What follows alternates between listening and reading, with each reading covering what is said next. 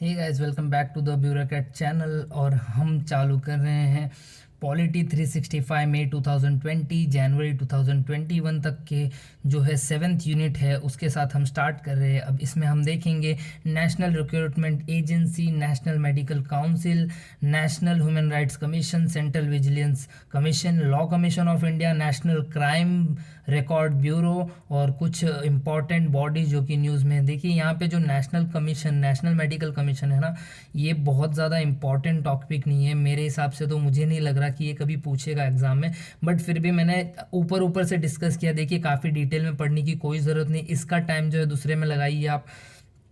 और जो ऐसी अनवांटेड न्यूज़ होती है ना, ये कभी कभार इंक्लूड कर दिया जाता है, बट जो इम्पोर्टेंट है सिर्फ वही पढ़ने के लिए मैं सजेस्ट करूँगा आपको, क्योंकि टाइम काफ़ी इम्पोर्टेंट है। तो चलिए बिना किसी टाइम वेस्ट के बढ़ते हैं हमारे वीडियो की तरफ। तो यहाँ पे जो पहला टॉपिक है हमारा, पहला टॉपिक है नेशनल रिक्रूटमेंट एजेंसी के रिगार्डिंग। यहाँ पे क्या बोला गया है, जो यूनियन कैबिनेट है रिसेंटली उन्होंने नेशनल रिक्रूटमेंट एजेंसी को अप्रूव किया है, जो कि एक इंडिपेंडेंट बॉडी है जो कि एग्जामिनेशन कंडक्ट करेगी गवर्नमेंट जॉब्स के लिए। ये जो एनआरए, इसका की फीचर्स क्या है, एनआरए जो है नेशनल रिक्रूटमेंट एजेंसी, ये कंडक्ट करेगी कॉमन एलिजिबिलिटी टेस्ट, जो कि नॉन गैजेट पोस्ट जो गवर्नमेंट और पब्लिक सेक्टर बैंक में होंगे उनके रिक्रूटमेंट के लिए होगी। एनआरए जो है एक सोसाइटी होगी जो कि सोसाइटी रजिस्ट्रेशन एक्ट के तहत रजिस्टर की जाएगी, और इसमें जो चेयरमैन होगा वो rank secretary of government of India का होगा। और यहाँ पे जो है रिप्रेजेंटेटिव दिया जाएगा वेरियस मिनिस्ट्री को, जैसे ministry of railways, ministry of finance, state staff selection commission, SSC, railway recruitment board, IBPS. तो ये सारे एजेंसीज को भी जहाँ यहाँ पे रिक्रूटमेंट दिया जाएगा, रिप्रेजेंटेटिव्स दिया जाएगा। तो देखिए ये सारा जो है ये कंडक्ट करवाती है banking exam, RRB, railway exams, SSC staff commission exams और फाइनेंस और रेलवेज। ये सारे जो है ये अभी भी का पार्ट है बैंकिंग वगैरह के एग्ज़ाम और रेलवे के एग्ज़ाम करवाने में। यहाँ पे जो है सेंट्रल एलिजिबिलिटी टेस्ट की बात करें जा रहे हैं कि ये सेंट्रल एलिजिबिलिटी टेस्ट है जो एक साल में 2 बार कंडक्ट किया जाएगा, ग्रेजुएट लेवल पे, 12th पास लेवल पे और 10th पास लेवल पे, जो कि फैसिलिटेट करेगा वेरियस वैकेंसीज के लिए एक एट वेरियस लेवल। ये जो सीईटी है ये 3 एजेंसी ही कंडक्ट करेगी, आरआरबी, आईबीपीएस और एसएससी। इनके लिए ही जो ये तीन जो सीईटी है सिर्फ इनके लिए ही कंडक्ट होगी स्टार्टिंग में, और अब बाद में जाके इसे जो फ्यूचर रिक्रूटमेंट्स में बाकी सबको एक्सटेंड किया जाएगा। ये जो एग्जामिनेशन कंडक्ट होगी ये 12 लैंग्वेजेस में कंडक्ट होगी, और जो कैंडिडेट का स्कोर होगा ये 3 साल के लिए वैलिड होगा। और फर्स्ट लेवल में जो है शॉर्ट लिस्ट किए गए कैंडिडेट होंगे उनका 3 साल के लिए ये जो है वैलिड होगा। तो आइए बढ़ते हम आगे, दूसरे आगे देखते हैं क्या बोला गया है इसमें। तो यहाँ पे एडवांटेजेस ऑफ एनआरए बताया गया है, तो देखते हैं एडवांटेजेस क्या है। तो स्टूडेंट के लिए एडवांटेजेस क्या है, इंस्टीट्यूशन के लिए एडवांटेजेस क्या है।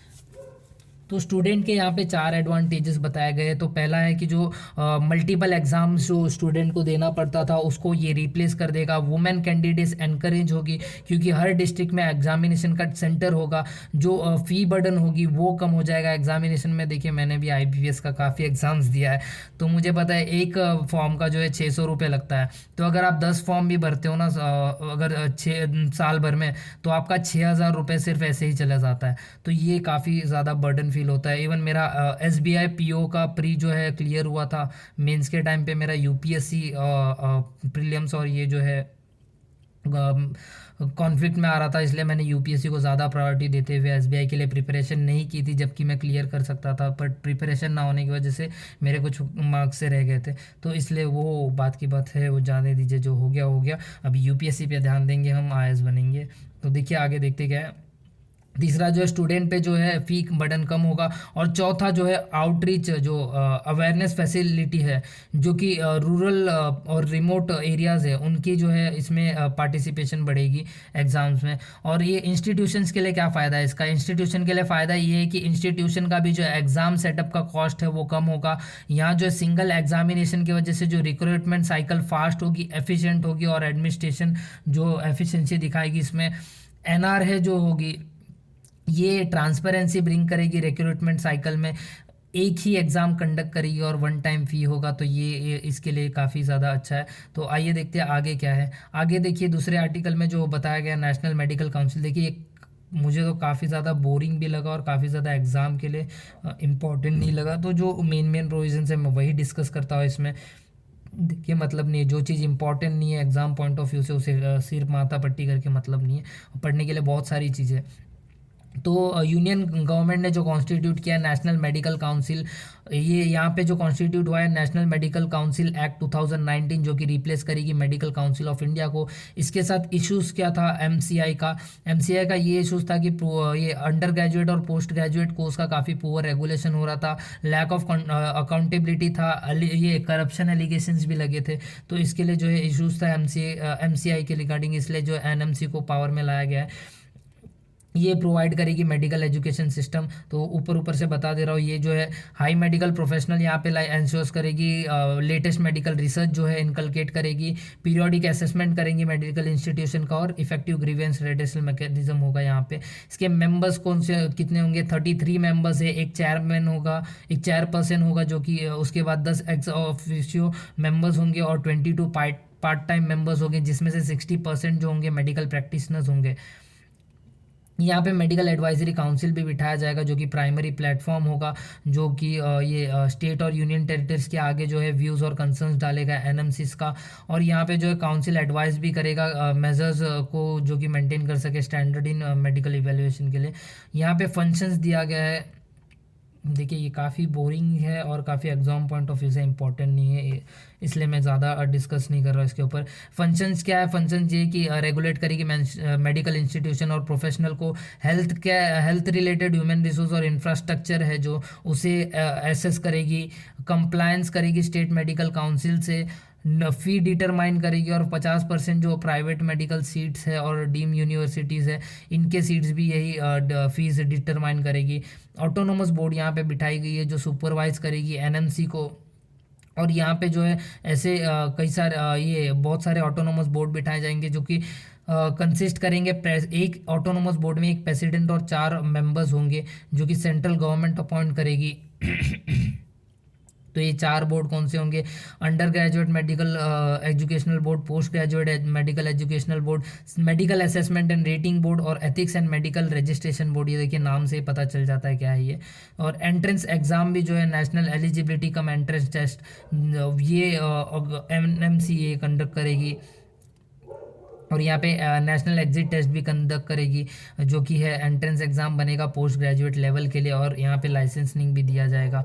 तो इस आर्टिकल में सिर्फ इतना ही डिस्कस करेंगे। आइए दूसरे आर्टिकल की तरफ बढ़ते ही, काफ़ी इम्पॉर्टेंट है एनएचआरसी का रिसेंट अमेंडमेंट हुआ है। और इवन काफ़ी जो कोविड लॉकडाउन में यहाँ सुप्रीम कोर्ट ने बोला गया कि एनएचआरसी जो है उसको अलाउ किया गया था इंटरवेंट करने के लिए शो मोटो रिट पिटिशन के थ्रू, क्योंकि माइग्रेंट लेबर्स जो है काफ़ी सफ़र किए नेशन वाइड लॉकडाउन की वजह से। अब यहाँ एनएचआरसी क्या है उसके बारे में देखते हैं। एनएचआरसी जो है एस्टेब्लिश किया गया था अक्टूबर 1993 में, किसके under, protection of human rights act 1993 के अंडर। इवन इसके under state human rights commission भी जो है बनाई गई थी, और ह्यूमन राइट कोड्स भी बनाया गया था ताकि ह्यूमन राइट्स को प्रोटेक्ट कर सके। अब फंक्शंस और पावर्स क्या है एनएचआरसी का, एनएचआरसी जो है इन्वेस्टिगेट करता है ग्रीवियंसेस और वायलेशंस ऑफ ह्यूमन राइट्स। या तो वो खुद कर सकता है, सुओ मोटो मतलब खुद से कर सकता है, या फिर कोई पेटिशन उसे मिलेगा तो कर सकता है। बट ये जो इन्वेस्टिगेशंस होनी चाहिए ह्यूमन राइट वॉल्यूशन के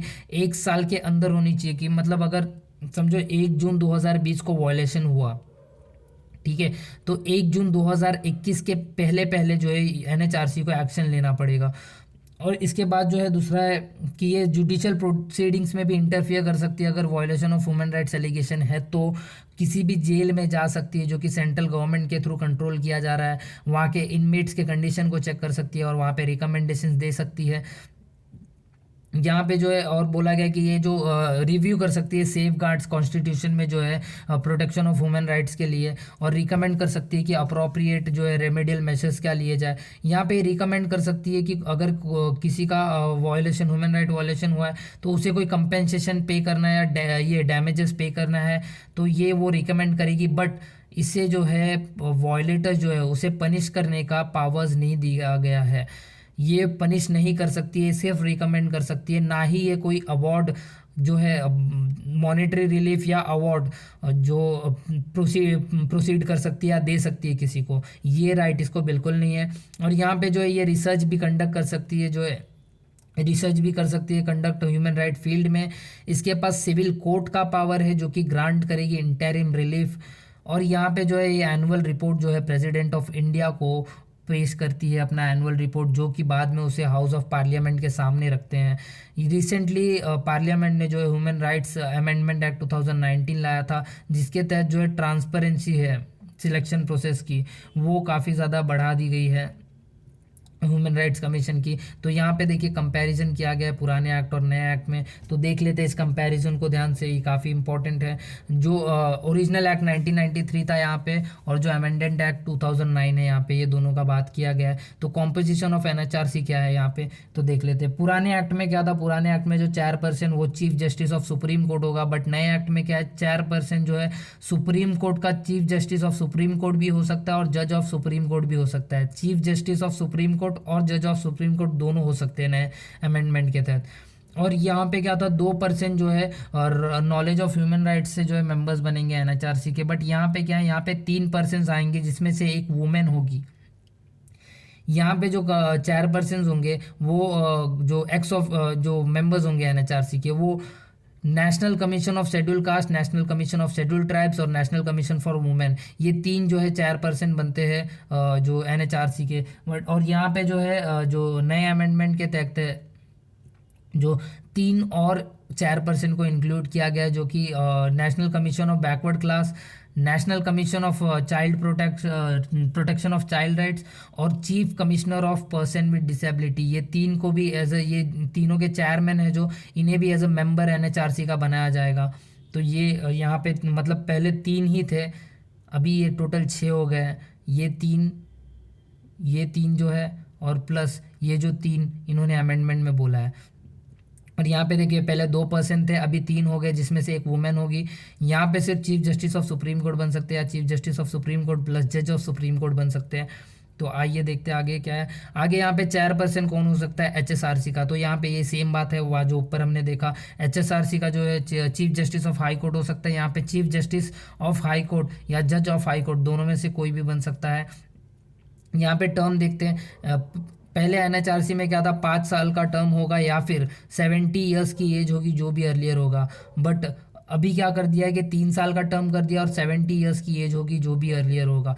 ये मतलब कम कर दिया, 5 साल से 3 साल कर दिया है। और यहाँ पे जो रीअपॉइंटमेंट करने के लिए, जो ओरिजिनल एक्ट है उसमें रीअपॉइंटमेंट करने के लिए जो 5 साल का टाइम दिया गया था, जो कि इसे निकाल दिया गया है, ये लिमिट को अमेंडमेंट के थ्रू निकाल दिया गया है। इवन यूनियन टेरिटरी का जो है, इसमें बोला गया है कि जो सेंट्रल गवर्नमेंट है, ये स्टेट ह्यूमन राइट्स कमीशन को जो है ये यूनियन टेरिटरीज का जो ह्यूमन राइट्स फंक्शन है उसे डिस्चार्ज करने बोल सकती है। और इवन जो यहाँ पे बोला गया कि जो ह्यूमन राइट्स का फंक्शन है दिल्ली का यूनियन टेरिटरी का, ये एनएचआरसी जो है डील करेगी।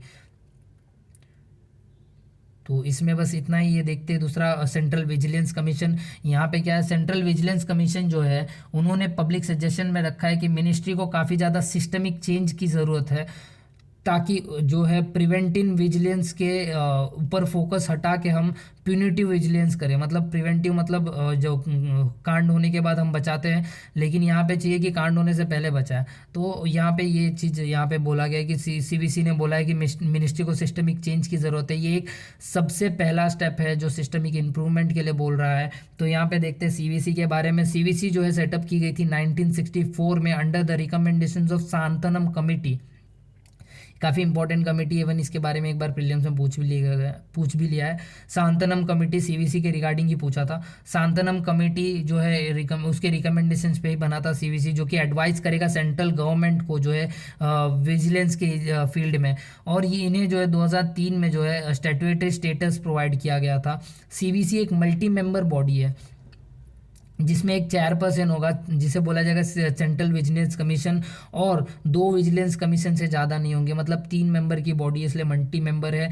ये अपॉइंट किया जाएगा president on the recommendations of 3 member committee, जो कि प्राइम मिनिस्टर उनके हेड होंगे, union minister of home affairs और leader of opposition in Lok Sabha. देखिए ये सेम कमेटी, सिर्फ यूनियन मिनिस्टर को हटा के जो है कैबिनेट मिनिस्टर यहाँ पे डाल दो, तो यहाँ पे ये बन जाएंगे हमारे CIC के रिकमेंडेशन कमेटी, सिलेक्शन कमेटी। तो ये देखिए, ये ध्यान रखिए, थोड़ा कमेटी में कन्फ्यूजन काफ़ी होता है। देखिए मैंने थोड़ा क्लैरिफिकेशन यहाँ पे आपको दे दिया है। आगे बढ़ते हैं यहाँ पे और न्यूज़ में क्या, यहाँ पे देखिए इंटीग्रिटी पैक्ट जो है न्यूज़ में है। क्यों? क्योंकि सेंट्रल विजिलेंस कमीशन ने ना जो स्टैंडर्ड ऑपरेटिंग प्रोसीजर है उसे अमेंड करके जो है इंटीग्रिटी पैक्ट को अडॉप्ट करने का डिसाइड किया है, ताकि गवर्नमेंट ऑर्गेनाइजेशन जो है प्रोक्योरमेंट एक्टिविटीज़, मतलब जो भरण करती है वो अनाज या फिर या कुछ भी चीज़ है जो MSME प्रोड्यूस करती है या कुछ, उससे जो है ये उसमें ये काम आए, और रेस्ट्रिक्ट करती है ये जो मैक्सिमम टेन्वर है इंटीग्रिटी एक्सटर्नल मॉनिटर्स का, उनको 3 साल के लिए मैक्सिमम लाइक रेस्ट्रिक्ट करती है। अभी इंटीग्रिटी पैक्ट है क्या पे, इंटीग्रिटी पैक्ट एक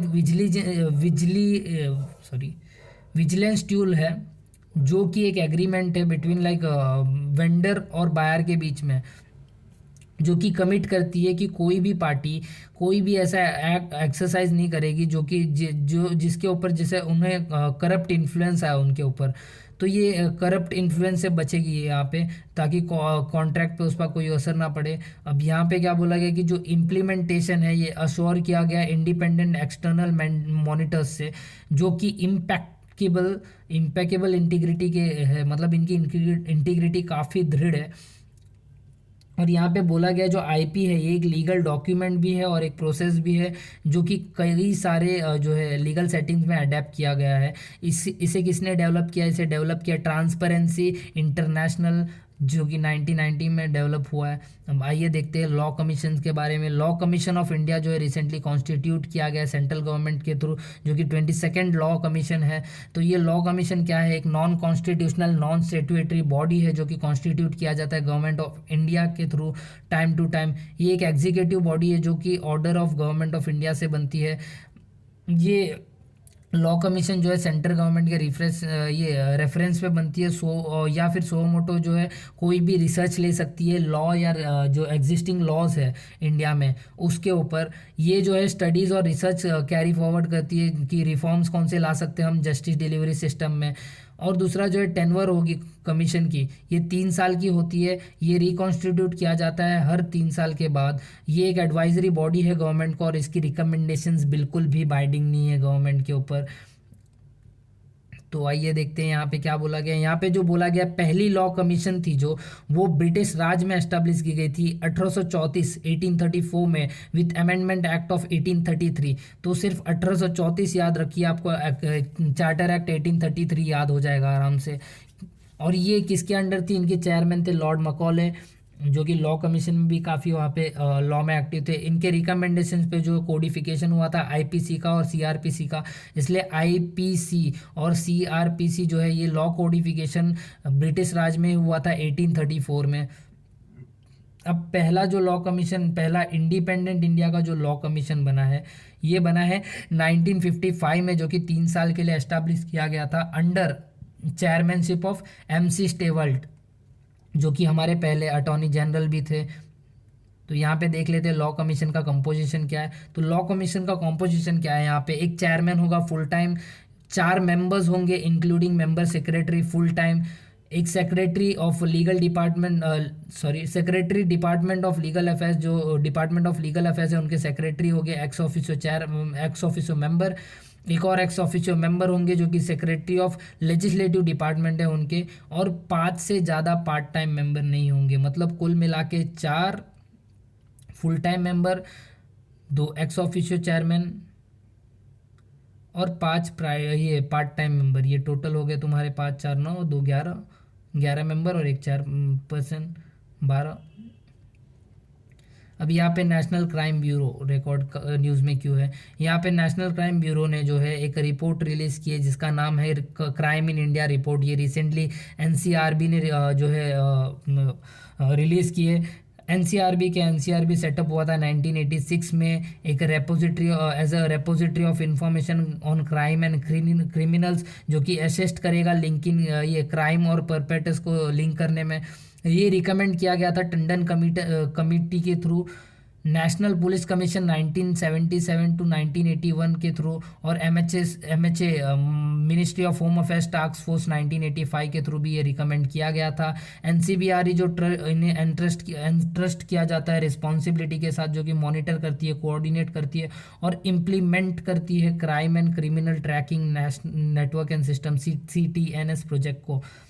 ये हेडक्वार्टर की गई है न्यू दिल्ली में और ये पार्ट है मिनिस्ट्री ऑफ होम अफेयर्स का।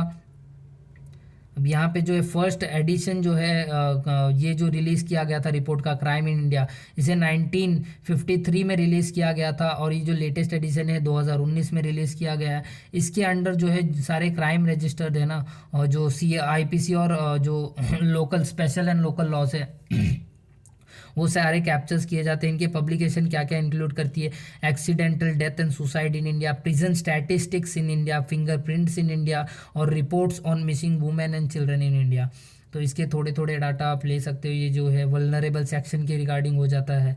फिर और कुछ ज़्यादा खास नहीं है मेंस में अगर आपको लिखना हो तो। इसका की ऑब्जेक्टिव्स क्या होता है, की ऑब्जेक्टिव्स यही होता है कि ये फंक्शन करे as a clearing house of information on crime and criminals at international and national level, और इसको स्टोर, कोऑर्डिनेट और डिसेमिनेट इन्फॉर्मेशन करता है इंटर स्टेट और इंटरनेशनल क्राइम फॉर्म्स में, रिस्पेक्टिव स्टेट्स और जो नेशनल इन्वेस्टिगेटिंग एजेंसीज, कोर्ट्स और प्रोसिक्यूटर है उनके बीच में। ये ट्रेनिंग भी प्रोवाइड करता है पर्सनल को इन क्राइम रिकॉर्ड्स ब्यूरो।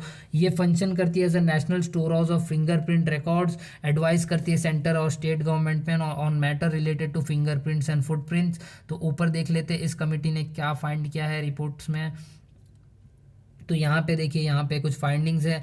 देखिए क्राइम सारे चीज़ बड़े हैं, आपको पहले ही बता दूँ। एक ही चीज़ कम हुआ है जो है ऑफेंस अगेंस्ट स्टेट, जो कि डिक्रीज़ हुआ है 11.3% से, और सारा टाइम पीरियड 2018 टू 2019 एक साल का है। तो मैं फटाफट आपको बता दूँ ताकि आपका भी टाइम वेस्ट ना हो। वुमेन के अगेंस्ट क्राइम है जो इंक्रीज़ हुआ है 7.3% से, यूपी टॉप कर रही है उसमें, राजस्थान और महाराष्ट्र उसको फॉलो कर रही है। क्राइम, साइबर क्राइम जो है ये इंक्रीज़ हुआ है 63.5, जो कि सबसे ज़्यादा है इसमें से। ये एक साल में काफ़ी ज़्यादा उछाल मारी है 63.5 से। और जो है दूसरा देखोगे आप, schedule caste and schedule tribe है जो इसका भी इंक्रीज हुआ है 2018 से 2019 का इसका डाटा नहीं दिया विजन ने। क्राइम अगेंस्ट चिल्ड्रन जो है ये 4.5% से इंक्रीज़ हुई है, और 1.6% जो है रजिस्ट्रेशन और इन केस में इंक्रीज़ हुआ है। और जो ऑफेंसेस ऑफ स्टेट है ये डिक्रीज़ हुआ है 11.3% से। तो सिर्फ यही चीज़ एक है जो डिक्रीज़ हुआ है, बाकी सब इंक्रीज़ ही इंक्रीज़ हुआ है। तो आइए देखते हैं हमारे जो मिसलेनियस न्यूज़ है इसके बारे में। मिसलेनियस न्यूज़ में देखिए क्या क्या है। पहला तो ये committee on content regulation in government advertisement, ये है न्यूज़ में। ये सारे sorry, I am not abusing someone, it was a slip of tongue. ये जो सारे हैं मुझे तो एक भी ठीक नहीं लगा, बट फिर भी मैं डिस्कस कर रहा हूँ, नहीं तो आप बोलेंगे आलस है इसे सब छोड़ रहा है। तो मैं डिस्कस कर रहा हूँ। CCRG है जो है ये एक सेटअप है bye centre on the direction of supreme court, जो कि लुक ये एडवर्टाइजमेंट, गवर्नमेंट फंडेड एडवर्टाइजमेंट में देखती है। ये एड्रेस करती है कंप्लेन, जो जनरल पब्लिक का कंप्लेन है, और सो मोटो भी ले सकती है अगर कोई वायलेशन होता है सुप्रीम कोर्ट के गाइडलाइंस का on the content regulation of government advertisement, और उसे रिकमेंडेशंस भी दे सकती है। रिसेंटली इसने बोला है कि state is not setting up similar committees for content regulation as mandated by SC supreme court. अब यहाँ पे सिर्फ इतना ही बोला है। यहाँ पे देखते हैं bureau of outreach and communication, इसके बारे में क्या बोला है। तो पहले बात ये देखते क्या है। Ministry of information and broadcasting जो है, ministry of information and broadcasting जो है ये ड्राफ्ट पॉलिसी गाइडलाइन जो है इशू की है सोशल मीडिया प्लेटफॉर्म्स के regarding with bureau of outreach and communication for central. तो ये सिर्फ उसी के रिगार्डिंग न्यूज़ में देखिए, सोशल मीडिया प्लेटफॉर्म्स और OTTs के लिए जो है रेगुलेशन एक्ट आई है 2019 में। तो ये शायद से पता नहीं इन्होंने कवर नहीं किया है पॉलिटी में, देखूंगा कि कवर हुआ है या नहीं हुआ है। हुआ तो फिर मैं ज़रूर उसे कवर करूँगा। काफ़ी इंपॉर्टेंट है जो OTTs है। मे बी ये बाद में आएगा क्योंकि ये फरवरी या मार्च में था न्यूज़ में, तो शायद ये जो सेकंड मॉड्यूल इनका सेकंड पार्ट आएगा तो उसमें आएगा। ये सेटअप किया गया था 2017 में with the integration of directorate of advertisement and visual publicity DAVP DFP, directorate of field publicity, NSDD, इनका मैंडेट क्या होता है? ये प्राइम फैसिलिटेटर होते, people empowerments and positioning of messages through print, audio visual, outdoor and digital marketing, और उसे same को realise करते। एक लास्ट बचा है, उसे देख लेते। ये क्या है बेसिकली? ये नेशनल फील्ड डेवलपमेंट कोऑपरेशन है, जो कि यूपीएससी कभी नहीं पूछता, फिर भी देख लेते एक बार क्या है। देखिए, इस बात क्या है, जो मर्जर हो रही है फिल्म मीडिया यूनिट्स का और नेशनल फिल्म डेवलपमेंट कोऑपरेशन का, इनका मर्जर अप्रूव कर दिया गया है। ये एक सेंट्रल पब्लिक यूनिट है जो कि फॉर्म हुई थी ईयर 1975 में। इनका प्राइमरी ऑब्जेक्टिव क्या है? कि organise, efficient and integrate development of Indian film industries. इसके 4 यूनिट है। फिल्म डिवीजन जो कि 1948 में एस्टेब्लिश की गई थी। चिल्ड्रन फिल्म सोसाइटी जो कि 1955 में एस्टेब्लिश की गई थी। National film archives of India, national film archives of India जो कि 1964 में रिलीज़ की गई थी। और डायरेक्टोरेट ऑफ फिल्म फेस्टिवल 1973 में रिलीज़ की गई थी, सॉरी एस्टेब्लिश की गई थी। इससे ज़्यादा आपको कुछ भी नहीं जानना है इसमें। तो इसी के साथ हमारा 7th यूनिट जो है विजन का ख़त्म होता है। जल्दी ही मैं 8th वीडियो के साथ भी आ जाऊंगा, आप फटाक से वो वीडियो देख लीजिएगा। 3 घंटे के अंदर हमारा, 3 से 4 घंटे के अंदर, देखिए थोड़ा बहुत तो यहाँ वहाँ होता है मिनट्स में, तो ऐसा तो है नहीं कि बहुत ज़्यादा मैंने टाइम लिया है। 3 से 4 घंटे के अंदर मैंने पॉलिटी PT 365 पूरा कवर कर दिया है आपके लिए। तो वीडियो देखिए, वीडियो अगर पसंद आया तो लाइक कीजिए, नहीं पसंद आया तो डिसलाइक कीजिए, कमेंट में बताइए क्यों डिसलाइक किया। और इवन अगर चैनल को सब्सक्राइब कीजिए। देखिए चैनल को सब्सक्राइब कर दीजिए, बहुत ज़्यादा मेहनत किया है मैंने इसके लिए, कि आपका जो है PT 365, इसके लिए 2 दिन से मैं मेहनत कर रहा हूँ। तो ये जो चैनल को सब्सक्राइब कीजिए, वीडियो को लाइक कीजिए, और जो घंटी का बेल आइकन है अगर दिखे तो दबा दीजिएगा। Thank you so much. इस वीडियो में सिर्फ इतना ही, मिलूँगा अगले वीडियो में। जय हिंद।